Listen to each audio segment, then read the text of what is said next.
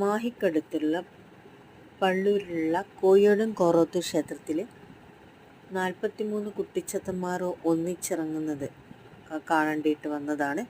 ആ സമയങ്ങളിൽ കുട്ടിച്ചത്തന്മാരെല്ലാം ഉണ്ടായിരുന്നത്. ഞങ്ങളെത്തുമ്പോൾ അവിടെ ഗുളികൻ തെയ്യം കെട്ടിയാടുന്നുണ്ടായിരുന്നു. ഗുളികൻ തെയ്യം 7 പേരുണ്ടായിരുന്നു. ആ തെയ്യം കെട്ടിയാടിയതിന് ശേഷം ഗണ്ഡകർണനാണ് ഉണ്ടായിരുന്നത്. 2 ഗണ്ഡകർണന്മാരുണ്ടായിരുന്നു. അവരുടെ ആട്ടമൊക്കെ കഴിഞ്ഞതിന് ശേഷം 43 കുട്ടിച്ചത്തന്മാരുടെ തെയ്യക്കോലങ്ങൾ കാണാൻ ഇടയായി. അപ്പോൾ ആ 43 കുട്ടിച്ചത്തന്മാരുടെ ഒരുങ്ങുന്നത് ആണ് ഇത്. ക്ഷേത്രാങ്കണങ്ങളിലെല്ലാവരും ഇങ്ങനെ അണിഞ്ഞൊരുങ്ങുന്നത്